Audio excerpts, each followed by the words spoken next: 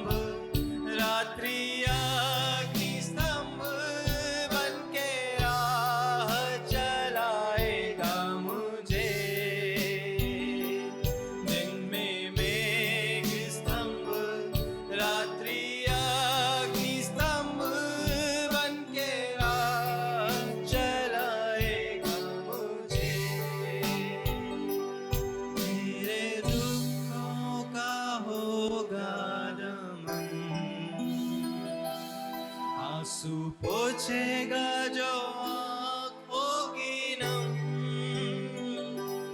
मेरे दुखों का होगा दमन। आंसू पोछेगा जो आँख होगी नम, राजा बन के जब बादलों पर आएगा, मैं भी उड़ उसके संग जाऊंगा।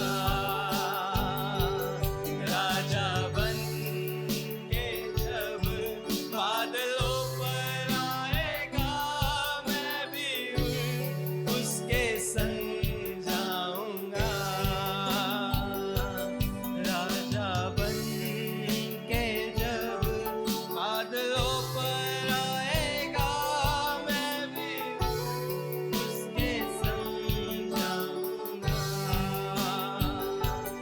10,000 में अति श्रेष्ठ है वो, स्तुति वंदना के योग्य वो। 10,000 में अति श्रेष्ठ है वो, स्तुति वंदना के योग्य वो।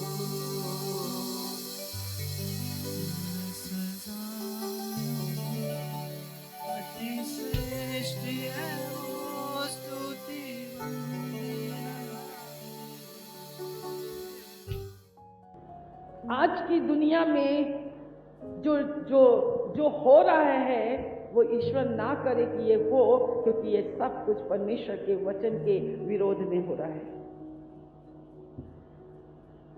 परमेश्वर का वचन गायब हो रहा है। आपको परमेश्वर के वचन को हमें गायब नहीं करना है। सहायता के लिए प्रार्थना है, और इसको मैं हमेशा मैं आती हूँ तो मैं प्रार्थना करती हूँ, पर मैं ये नहीं सोचती हूँ कि आपकी स्थिति मेरी स्थिति एक जैसे हो, परंतु हाँ मैं धन्यवाद करती हूँ। लिखा है 12 वचन से, क्योंकि मैं अनगिनत बुराइयों से घिरा हुआ हूँ। क्या आप इतने ईमानदार हैं परमेश्वर के सामने ये कहने के लिए, मनुष्य के सामने कहने के लिए आप इतने ईमानदार हैं? क्या आप ईमानदार हैं? लिखा है क्योंकि मैं अनगिनत बुराइयों से घिरा हुआ हूं, मेरे अधर्म के कामों ने मुझे आ पकड़ा और मैं दृष्टि नहीं उठा सकता। वे गिनती में मेरे सिर के बालों से भी अधिक हैं, इसलिए मेरा हृदय टूट गया। आज कलीसिया में ऐसे टूटे हृदय के लोग बहुत कम पाए जाते हैं। घमंडी हृदय बहुत ज़्यादा पाए जाते हैं, धर्मी हृदय बहुत ज़्यादा पाए जाते हैं, दोष लगाने वाले लोग बहुत ज़्यादा पाए जाते हैं। मैं आपको, जो आपके लोग हैं, मैं हमेशा आपको देखती हूँ प्रभु के पास। परमेश्वर के लोगों को देखते हैं कि वो कैसे भूखे और कैसे प्यासे होकर आते हैं। कई लोग स्वार्थ में आते हैं सिर्फ चंगाई के लिए, वो उन्हें भी पहचानते हैं, परंतु परमेश्वर अपनी भेड़ों को पहचानता है। यीशु मरा हमें पापों से छुटकारा देने के लिए। यीशु मरा हमें हमारे पाप में स्वभाव को हमारे जीवन से दूर करने के लिए। यीशु मरा शैतान के कामों को नाश करने के लिए। अगर मेरे ही जिंदगी में शैतान काम करे तो मुझे गुड फ्राइडे में यीशु मसीह के सलीब के पास आना बहुत ज़्यादा जरूरी है। बैठेंगे आप।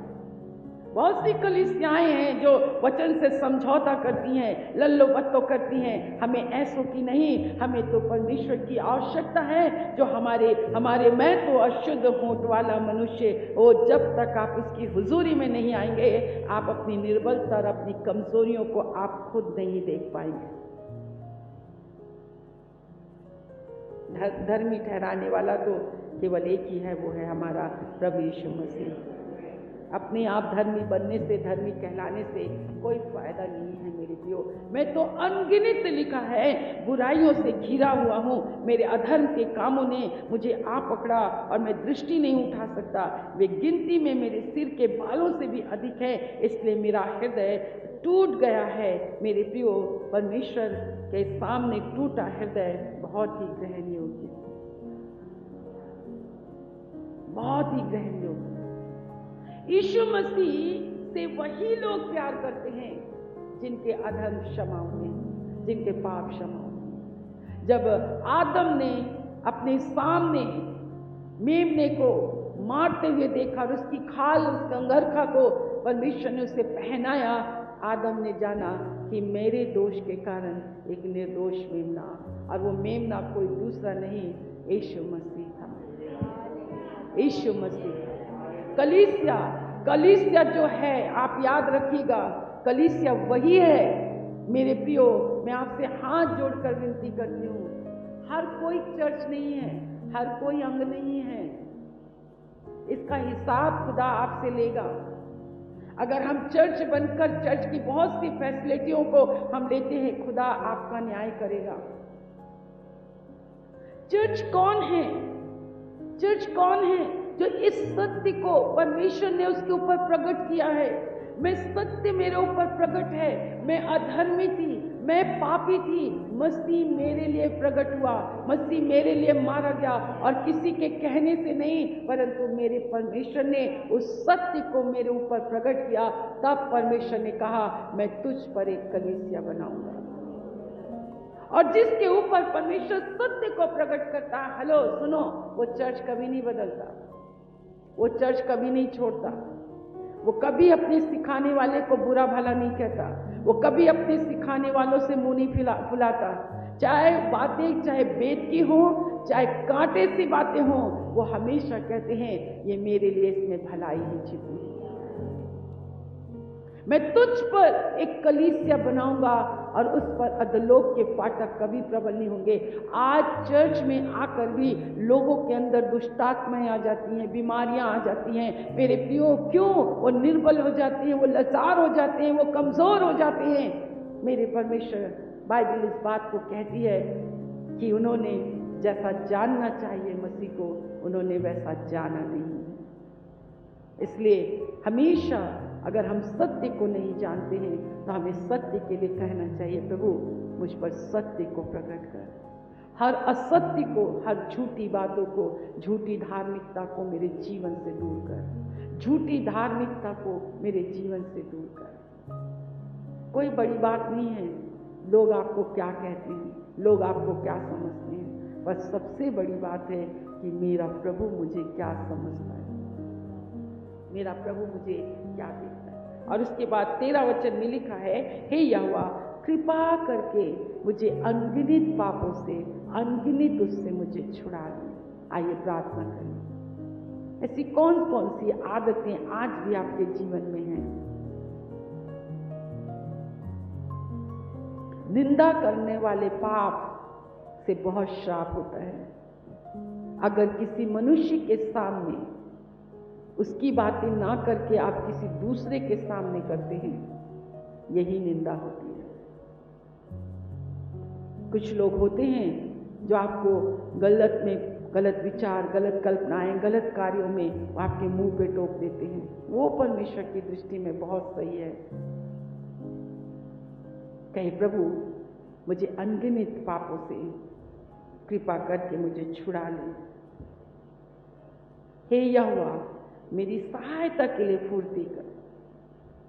हे यहोवा मेरी सहायता के लिए फुर्ती कर, फुर्ती कर, फुर्ती कर। तो मेरे प्राण के खोज में है। शाऊल और उसका बेटा उसके प्राण के खोज में था। अब वो इस बात को एक्सेप्ट कर रहा है, स्वीकार कर रहा है, मान रहा है कि प्रभु जी ये जो है वो इसी कारण है। बीमारी एक शत्रु है, शैतान एक शत्रु है, गरीबी एक शत्रु है, कमी घटी में रहना शत्रु है। सब कुछ आपके पास होने पर भी आप नीरस का जीवन जीते हैं, शांति का जीवन नहीं जीते, आपके अंदर कोई खुशी नहीं है। मैं कहना चाहती हूँ कि संसार के लोगों को तो मनोरंजन के लिए बहुत से मनोरंजन है, परंतु विश्वासियों को मनोरंजन करने के लिए संसार की वस्तुओं की चीज़ें नहीं होनी चाहिए। टाइम पास करने के लिए आप और मैं किसी और चीज़ों का उपयोग करते हैं तो चेक योर सेल्फ, अपने आप को जांचिए, आपको अपने आप को देखना है। मेरे प्रियो, एक विश्वासी को किसी बात में, मैं कहती हूँ उसे तो परमेश्वर के चरणों में बैठने के सिवाय उसके तो काम और कुछ नहीं है। पर जब हम बिट जाते हैं, हम बढ़ जाते हैं, बहुत सी बातों में हम बढ़ जाते हैं, तो हम अपनी वास्तविकता को खोने लग जाते हैं। यीशु इसलिए नहीं मरा कि मैं और आप मरे, इसलिए मरा कि मैं जीवन पाऊं, आप जीवन पाएं, आप आनंदित रहें, आप खुश रहें, आप खुश रहें। मेरी सहायता कर प्रभु, लिखा है जो मेरे प्राण की खोज में है वे सब लज्जित हों, उनके मुंह काले हों, वे पीछे हटाए और अपमानित किए जाएं। जो मेरी हानि से प्रसन्न होते हैं, जो मुझसे आहा आहा कहते हैं, वे अपनी लज्जत के मारे विस्मित हों, परंतु जितने तुझे ढूंढते हैं वे सब तेरे कारण। यदि आप परमेश्वर को ढूंढते हैं, आप परमेश्वर को खोजते हैं, तो हमेशा आप हर्षित और आनंदित होंगे। चाहे कितना भी बड़ा आंधी और तूफान, कितने भी लोग आपके अगेंस्ट में खड़े हो जाएं, कितना भी विरोध की बातें करें, कितना भी कानाफूसी करें। लास्ट इस महीने का पहला दिन का वचन कितना अच्छा था, परंतु चाहे सताने वाले, निंदा करने वाले, दोष लगाने वाले कितने भी बढ़ जाए, परंतु तू मेरा सहायक है, मेरा सहायक है प्रभु, तू मेरी ढाल है परमेश्वर, तू मेरी महिमा है परमेश्वर, तू मेरे मस्तक का ऊंचा करने वाला परमेश्वर है। मेरे प्रियो, मेरे यीशु ने एक बार मरकर मेरे सारे पापों का भार उठा लिया। तो इस पृथ्वी में किसी मनुष्य को यह अधिकार नहीं है कि मेरे और आपके पापों को गिना सके, मेरे और आपके अपराधों को जता सके। मेरा यीशु कहेगा तुम में से जो निष्पाप है पहला पत्थर मारे। तो क्या इस दुनिया में कोई निष्पाप है? इस दुनिया में कोई ऐसा निष्पाप नहीं जो आपके और मेरे ऊपर पत्थर उठा सके। परंतु मेरे प्रियो, मैं अपने परमेश्वर का धन्यवाद करती हूँ। मेरे प्रभु ने, मेरे यीशु ने, मेरे मुक्तिदाता ने, मेरे उद्धारकर्ता ने, मेरे जीवन के देने वाले प्रभु ने, ओ कितना करता तेरा शुक्रिया। जब चर्च इस बात को भूलने लग जाता है, मेरे प्रियो, हम परमेश्वर का बहुत धन्यवाद करते हैं कि कैसे आप निकालिए, आप ढूंढिए, आप रोइए मत, आप व्याकुल मत होइए, आप परेशान मत होइए, आप चैलेंज मत कीजिए, किसी को चुनौती मत दीजिए। ऐसे लोगों से दूर रहें जो पूरे समय आपको ऐसी निंदा की बातें बताते रहते हैं, उनसे दूर रहिए। जो केवल ऐसी व्यर्थ की बातें करते रहते हैं, आप उनसे बचे रहिए। मेरे प्रियो, अगर आप ऐसी बातों को सुनेंगे तो आप परमेश्वर की बातों को कभी नहीं सुन पाएंगे, कभी नहीं सुन पाएंगे। आप और मुझे तो परमेश्वर की बातों को सुनना है। हर इंसान को आपका हिसाब देना पड़ेगा। आज मैं प्रेरितों के काम की पुस्तक पढ़ रही थी, उसे पढ़ते पढ़ते मुझे बहुत ही भय सा लगा। आइए आप उसे पढ़ें। प्रेरितों के काम उसका 17 अध्याय उसके 22 वचन से। तब पौलुस ने अरियुगयुस के बीच में खड़े होकर कहा, हे एथेंस के लोगों, मैं देखता हूँ कि तुम हर बात में देवताओं के बड़े मानने वाले हो, क्योंकि मैं फिरते हुए जब तुम्हारे पूजने के वस्तुओं को देख रहा था और एक ऐसी वेदी भी पाई जिस पर लिखा था अनजाने ईश्वर के लिए, इसलिए जिसे तुम बिना जाने पूछते हो, मैं तुम्हें उसका समाचार सुनाता हूँ। जिस परमेश्वर ने पृथ्वी और उसकी सब वस्तुओं को बनाया, वो स्वर्ग और पृथ्वी का स्वामी होकर हाथ के बनाए हुए मंदिरों में नहीं रहता, ना किसी वस्तु की आवश्यकता के कारण मनुष्यों के हाथों की सेवा लेता है, क्योंकि वो स्वयं ही सबको जीवन और श्वास और सब कुछ देता है। उसने एक ही मूल से मनुष्य को सब जातियां सारी पृथ्वी पर रहने के लिए बनाई हैं। और उसके ठहराए हुए समय और निवास की सीमाओं को इसलिए बांधा है कि वे परमेश्वर को ढूंढें, कदाचित उसे टटोल कर पाए, तो भी वो हम में से किसी से दूर नहीं, क्योंकि हम उसी में जीवित रहते और चलते फिरते स्थिर रहते। जैसा तुम्हारे कितने कवियों ने भी कहा, हम तो उसी के वंशज हैं। इसका मतलब हर जगह में एक अनजाना ईश्वर भी रखा है और पौलुस उनको भाषण दे रहा है, उनको समझा रहा है, उनको सिखा रहा है। आप भी इस गुड फ्राइडे और ईस्टर में आप अपने विचारों को, अपनी कल्पनाओं को, अपनी भावनाओं को, अपनी सेवा, बहुत कुछ जो बातें आपके अंदर हैं, आप एक परिवर्तन के लिए तैयार रहिए। मेरा परमेश्वर कभी किसी मनुष्य के हाथ से कोई प्रयोजन नहीं लेता है। जो कुछ उसने बनाया है सब कुछ उसी का है, और जो कुछ उसने हमें दिया है सब कुछ परमेश्वर ने दिया है। कहीं आमीन। आप विश्वास करते हैं ना? आपके हाथ में बाइबल है ना? परमेश्वर का धन्यवाद हो। और लिखा है वो जीवन और श्वास, आपको जीवन और श्वास कौन देता है? परमेश्वर देता है। उसने एक ही मूल से मनुष्यों की सारी जातियां, सारी पृथ्वी के रहने के लिए बनाई हैं। किसने? परमेश्वर ने बनाई। और उनके ठहराए हुए समय और निवास की सीमाओं को इसलिए बांधा है कि वे परमेश्वर को ढूंढे। परमेश्वर को ढूंढिए, उसकी उपस्थिति को खोजिए, उसकी पवित्रता को खोजिए, और किसी चीज को मत खोजिए। अगर किसी और चीजों को खोज रहे हैं तो आप यीशु मसीह को क्रूस पर चढ़ा रहे हैं। आप उसके वाचक के लहू को अपने पांव से रौंद रहे हैं। ओ तूने मुझे उठाया, तूने मुझे बनाया।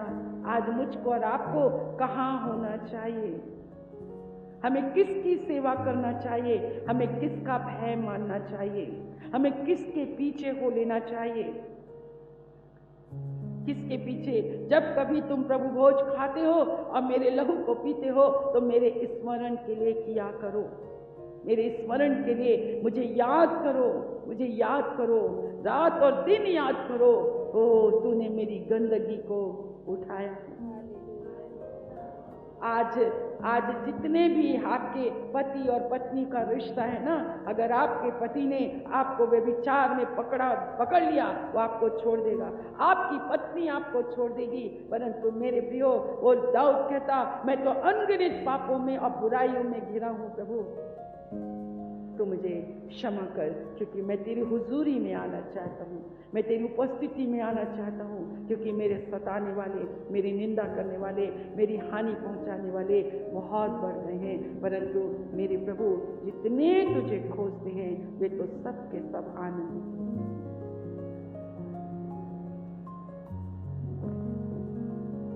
यहोवा के खोजी बने, यहोवा के परमेश्वर के खोजी बने, परमेश्वर के सामर्थ के खोजी बने। और आगे देखिए उसमें लिखा है कि वे परमेश्वर को ढूंढे, कदाचित उसे टटोल कर पा जाएं, तो भी वह हम में से किसी से दूर नहीं है। आपको ऐसा लगता है?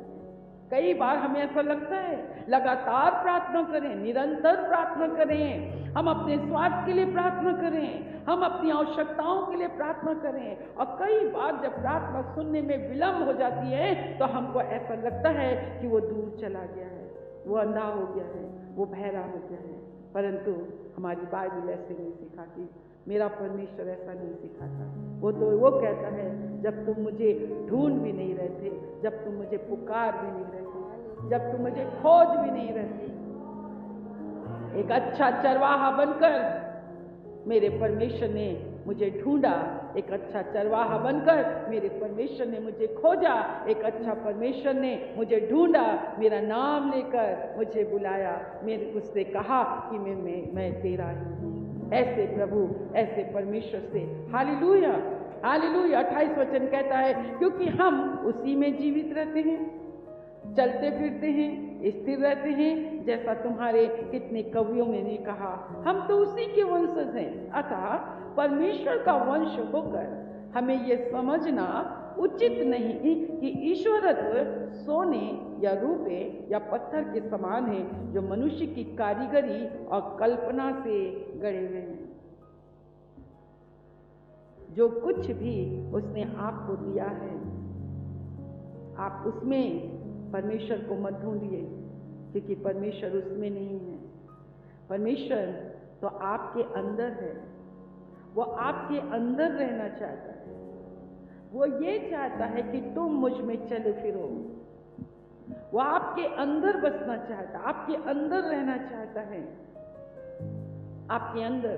बहुतों को जब हमारा वैसे देखा जाए तो पर्सनली आप लोगों से कोई वो नहीं है, परंतु जब हम पवित्र आत्मा में आते हैं और हमको परमेश्वर किसी बात के लिए कहता है, कल तो मैं एक बहन को बताऊंगी, वे बस स्वप्न हैं, परंतु मेरे स्वप्न बहुत पूरे होते हैं। एक जवान के मौत के विषय में मैंने देखा। मैं आपको कहना चाहती हूँ, परमेश्वर का वचन आपके और मेरे लिए है। आप उसे भूल सकते हो, वो आपको कभी नहीं भूल सकता। आप उसे छोड़ सकते हो, वो आपको कभी नहीं छोड़ेगा। आप उसके उपकारों को लेकर भूल सकते हो, परंतु वो आपको क्या क्या दिया है, क्या क्या लिया है, उसे सबको पता है। मनुष्य बदलता है, उसकी फितरत बदलती है, उसके रूप बदलते हैं, उसका प्रेम बदलता है, परंतु मेरे प्रियो, परमेश्वर का प्रेम कभी नहीं बदलता। आपका हृदय कोई निंदा करता है, कोई आपके साथ बुरा करता है, तो आप रोने बैठते हैं और आप सोचते हैं ये टूटा हृदय है। नहीं, आपको टूटा हृदय तब होता है जब आप कहते हैं मैंने तेरे विरोध में पाप किया है, मैंने परमेश्वर की दृष्टि में पाप किया है, मैं खेदित हूँ। एक विश्वासी होकर, पवित्र आत्मा का बपतिस्मा लेकर, पवित्र आत्मा से भरकर, अन्य भाषा बोलकर, प्रभु जी मैंने परमेश्वर तेरे देह को खाकर, तेरे लहू को पीकर, मैंने परमेश्वर अनुचित काम किए, अनुचित बोला, अनुचित सोचा, अनुचित बोला, निंदा किया, मैंने ये किया। हमारे सामने परीक्षाएं बहुत आएंगी हमारी टेस्टमनी को खराब करने के लिए, परंतु मेरे प्रियो, हमारी टेस्टमनी लोगों के सामने आप बोल तो देते हैं, परंतु दूसरा आपके विषय में सोचता है ये कैसी बहन है, ये कैसा भाई है, और उसके बाद हम पछताते हैं। जब हम पछताते हैं तो पश्चाताप के हृदय को परमेश्वर देखता है। वो जिसके साथ हम गुनाह करते हैं, कई बार वो हमें नहीं वो कर सकते, परंतु हृदय का जांचने वाला वो देखता है। मैं आपसे एक बात कहना चाहती हूँ, परमेश्वर के लोगों से डरिए। डरिए मीन्स उनका आदर कीजिए, क्योंकि वो हल्का सा भी क्रोध करते हैं ना, तो घंटों अपने परमेश्वर के चरणों में बैठकर रोते हैं, वो आपके लिए प्रार्थना करते हैं।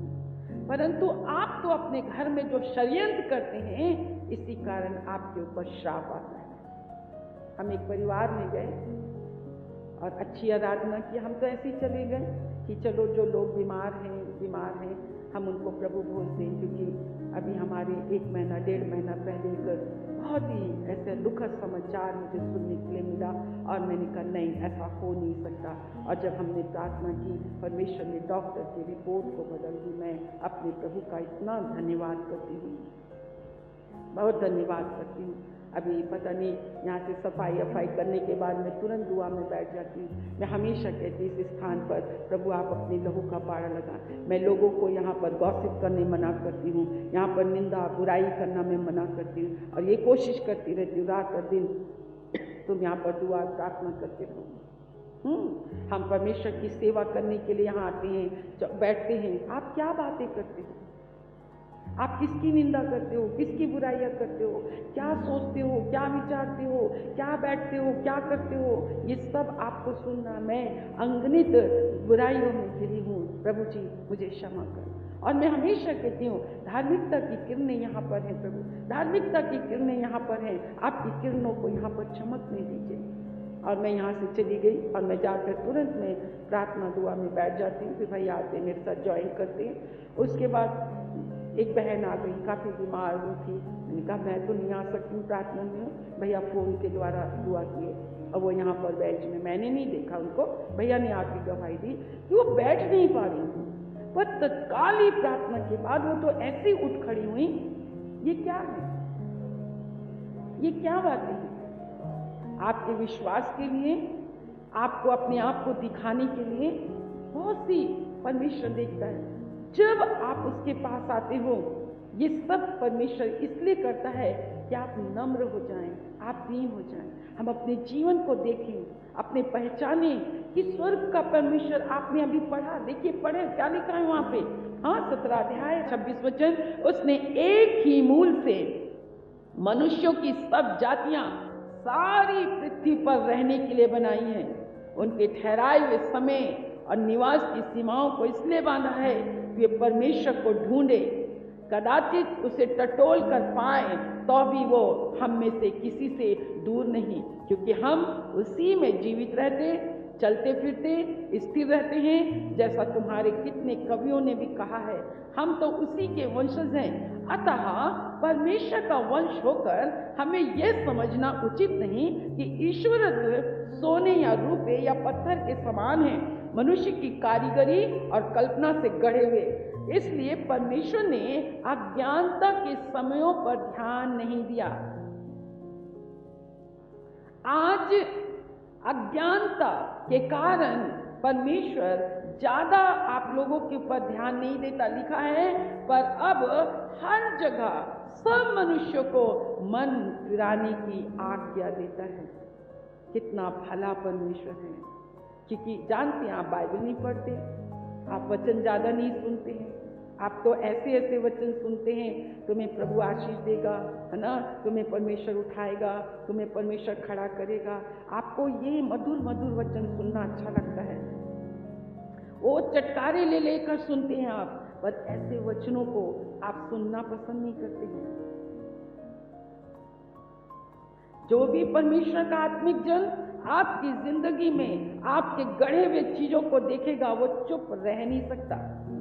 इसलिए हम आपको टोकते हैं, हम आपको डांट देते हैं, क्योंकि जब आप इस स्थान पर आए, परमेश्वर ने आपको अविनाशी बीज आपके अंदर बोया, तो परमेश्वर ने जब अविनाशी बीज बोकर आपके अंदर एक नया मनुष्यत्व बनाना चाहता है, तो पुराने मनुष्यत्व को तो जब तक आप नहीं निकालोगे, तो नया आप आशीष कैसे पाओगे? हेलो, सुन रहे हैं आप?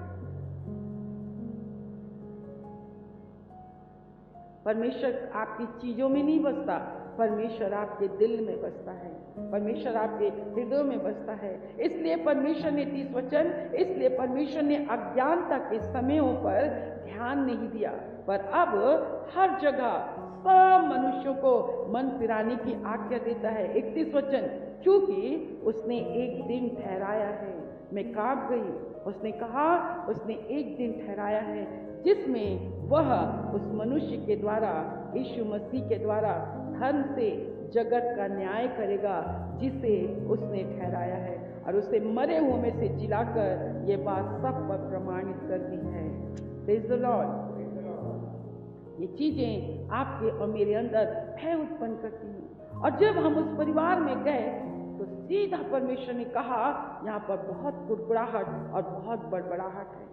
और जो चीज मैंने देखा, मैंने एक बिस्तर देखा, एकदम पलटते हुए देखा, और मैं आपको बता रही हूँ, वो सीन मैं उनको भी नहीं बताई, आज तक मेरी आंखों के सामने है। और जब मैंने बुधवार के दिन जहाँ मीटिंग थी, मैंने वहां पे भी परमेश्वर से हम प्रार्थना करते गए, प्रभु आप क्या चाहते हम बताएं।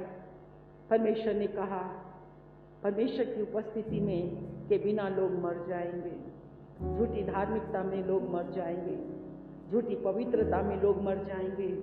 आप मत सोचिए कि परमेश्वर आपकी नहीं सुनता, आपको नहीं देखता। मेरा परमेश्वर सब कुछ देखता है, सब कुछ देखता है। वो आपके आगे है, आपके पीछे है, आपके अगल में है, आपके बगल में है। वो आपको कहाँ होना चाहिए, कहाँ उठना है, कहाँ, वो सब कुछ उसने आपको आगे और पीछे किए रखा है, और उसने एक दिन ठहराया है कि हम सबका न्याय हो। परमेश्वर से लेना अच्छा लगता है, और परमेश्वर को देना भी तो अच्छा लगना चाहिए। यस और नो, यस और नो, परमेश्वर को देना चाहिए। मैं तमाम अद्भुत चिन्ह चमत्कार देखने वाले लोगों से, मेरे यीशु के नाम से आशीष, और मेरे यीशु के नाम से ऊंचे ऊंचे परिस्थानों में चलने और उठने बैठने वालों से मैं ये कहना चाहती हूँ, मैं ये कहना चाहती हूँ, जब मेरे प्रभु ने तुम्हारे लिए किया, क्या कर तुमने ये कहा, आज वही लोग लापता हैं। वो तो इतने गरीब हैं कि उनके पास परमेश्वर के लिए जश्न मनाने के लिए कुछ नहीं है, ना हाथ है, ना पैर है, ना जॉय है, ना खुशी है, ना धन है, ना दौलत है। मेरे प्रियो, हम आपको बताना चाहते हैं, क्रिसमस का पर्व यीशु मसीह का जन्म हुआ मेरे और आपके पापों के लिए, मरने के लिए, परंतु यीशु जिया मुझे और आपको जीवन देने।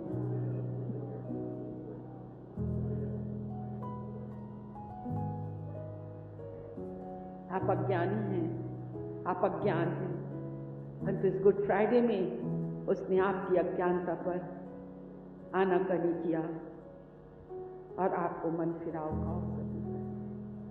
ये बहुत महान पर्व है, ये बहुत ही गहरा पर्व है। ये हमारे मसीह के लिए, क्योंकि हम उसमें चलते और फिरते हैं, हम उसमें पाए जाते हैं। यहाँ धर्म, यहाँ पे धार्मिकता, परंपरा, रीति और रिवाज को कोई महत्व नहीं दिया जाता है। आपका व्यवहार, आपका उठना, आपका बैठना, आपका चलना फिरना आपको दिखाता है कि आपने मसीह को नहीं जाना। अपने प्रभु से प्रार्थना कीजिए, तेरे पवित्र पर्वत पर कौन चढ़ सकता है, तेरी हुजूरी में कौन खड़ा हो सकता है, तेरे सन्मुख कौन आ सकता है। वो जिसके काम निर्दोष है, केवल यीशु मसीह ही परमेश्वर की दृष्टि में निर्दोष है। केवल यीशु मसीह ही परमेश्वर के सन्मुख खड़ा हो सकता है। केवल यीशु मसीह का हृदय ही शुद्ध है, उसमें कोई स्वार्थ नहीं है। उसने मनुष्य जाति से, उसने मुझसे निस्वार्थ प्यार किया। क्या आपके अंदर यीशु मसीह के प्रति निस्वार्थ प्यार है? क्या निस्वार्थ सेवा भावना आपके अंदर है? क्या आप निस्वार्थ अपने प्रभु के लिए, अपने प्रभु में पाए जाते हैं? आपके पैर आपके घर के लिए नहीं है। आपके पैर उसने आपको सुसमाचार प्रचार करने के लिए दिया है। आपको बताना है इसने मेरी जिंदगी में क्या कुछ किया है। उसके पवित्र पर्वत पर कौन चढ़ सकता है? जिसके हाथ, जिसके हृदय शुद्ध हैं, अपने प्रभु से प्रार्थना कीजिए, मेरे अंदर एक शुद्ध मन उत्पन्न कीजिए प्रभु। और यीशु के आने से हृदय शुद्ध होता है। यीशु के आने से हृदय शुद्ध होता है। यीशु के आने से हृदय पवित्र होता है। यीशु मसीह के आने से हृदय पवित्र होता है। मेरे प्रियो, परमेश्वर ने मुझे उद्धार इसलिए नहीं दिया, अपने कलीसिया का अंग उसने मुझे इसलिए नहीं बनाया, उसने अपने लहू से मोल लेकर मुझे इसलिए नहीं खरीदा, उसने अपनी पाक आत्मा मुझे इसलिए नहीं दी। कलीसिया वो होती है जो प्रतिदिन इकट्ठी होती है। इकट्ठी होने का मतलब ये नहीं है बैठ के गॉसिप कर रहे हैं। वो मिलकर रहते हैं, एक दूसरे का दुख, एक दूसरे का भार उठाते हैं, वो एक दूसरे से के लिए प्रार्थना करते हैं, वो सहमत होते हैं, उनके विचार अलग नहीं होते। आप कलीसिया नहीं हो सकते हैं। और क्रूस का अर्थ मैंने बताया, सचमुच में क्रूस का अर्थ है मेरे यीशु मसीह ने, मेरे परमेश्वर ने अपने आप को दे दिया। गिविंग, शेयरिंग, सर्विंग, देना है, फिर उसके बाद बांटना है और सेवा करना है। आप में है सेवा करने की भावना है? आप सेवा करते हैं, आप देते हैं, आप देने में तैयार रहते हैं, अपना समय यीशु को देते हैं, अपना धन यीशु को देते हैं, अपना बल यीशु को देते हैं। आप यीशु मसीह की सेवा करते हैं। कैसे करते हैं? उसने आपसे और मुझसे बदले में क्या लिया? कुछ लिया? कुछ लिया? यीशु मसीह ने क्रूस पर जान देकर आपको और मुझसे बदले में कुछ लिया? नहीं। क्रूस का मतलब सही मसीही वही है। धोखा मत खाओ। जो आप लोग आपस में एक दूसरे से नहीं, जिसके साथ हो उसका अभिषेक आपके ऊपर बहेगा। गलत संगतियों में मत उठे बैठे, गलत शिक्षाओं को ना लें। जो इंसान इन तीनों चीजों में कमी है, आप उनके समान हो जाएंगे। आओ परमेश्वर की उपस्थिति में, आओ पवित्र आत्मा के द्वारा, आओ यीशु मसीह से सीखें। क्रूस का अर्थ है देना, सेवा करना और बांटना।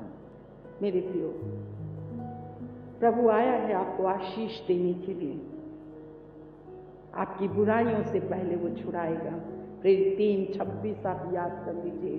पहले वो आपको बुराई से छुड़ाएगा। फिर वो आपको आशीषित करेगा। और स्वर्गीय आशीषें और आत्मिक आशीषें परमेश्वर की दृष्टि में बहुमूल्य हैं। शरीर और संसार की जो आशीषें, भौतिक आशीषें, परमेश्वर आशीष नहीं मांगता है। वो तो आपको चाहिए, आप मांगे, इसलिए उसने आपको दे दिया। आप कभी मत सोचना अगर ऐसा होता तो परमेश्वर, स्मिर्ना की कलीसिया, शायद मैं सही हूँ, कहता तू कहता तो है तू धनी हो गया है, परंतु तू कितना अभागा है। आप परमेश्वर की दृष्टि में अभागे हैं। आप सुंदर कपड़े पहन लिए, परंतु परमेश्वर की दृष्टि में आज भी आप नंगे हैं। आपकी आंखें धुंधली हैं, आपने उसकी भलाई को देख ही नहीं पाए। आओ उससे कोढ़ी के समान बने कि उसने कहा, उसने जो भलाई मेरे साथ की है, उसने दिया और दिया और उसने सेवा की और उसने अपने परमेश्वर के साथ की। ये सिर्फ रिटर्न बात नहीं है, ये कोई समझाने की बात नहीं है। मैं आपके सामने गवाह हूं मेरे प्रियो। इस दिल्ली शहर में मेरे प्रभु ने क्रूस का अर्थ मुझे आरंभ से सिखाया। मेरा उद्धार क्रूस से हुआ है। मैंने अपने उद्धारकर्ता को, मैंने जो मांगा उसने मुझे नहीं दिया, अच्छा ही किया। आज जो मुझे नहीं चाहिए वो भी मुझे देता है, परंतु उससे कोई फर्क नहीं पड़ता, क्योंकि मेरा जीना, मेरा उठना, मेरा चलना फिरना उसमें है। ऐसी कलीसिया बने उस सत्य के द्वारा। परमेश्वर आज आपको मन फिराव का अवसर देता है। Oh thank you Lord Jesus, hallelujah. मन फिराव का अवसर परमेश्वर आपको और मुझको देता है। अज्ञानी हैं आप। यीशु का लहू मेरे पापों को धोता है, मेरे पापों को शुद्ध करता है। इसे दोहराएं, इसे बार बार दोहराएं। शत्रु को अपने जीवन से निकालें, बीमारी को, गरीबी को, निर्धनता को, कर्जों को, निराशा को, उदासी को, निराशा को, मृत्यु को। मेरे शत्रुओं ने मुझे घेर लिया है प्रभु। उदासी एक इतनी भयंकर शत्रु है, आलस्य इतना भयंकर शत्रु है, आपका स्वार्थी होना इतना भयंकर शत्रु है। परंतु मैं इतना जानता हूं प्रभु कि यहोवा के खोजियों का मन हरा भरा होता है। वो आपको आनंदित करना चाहता है।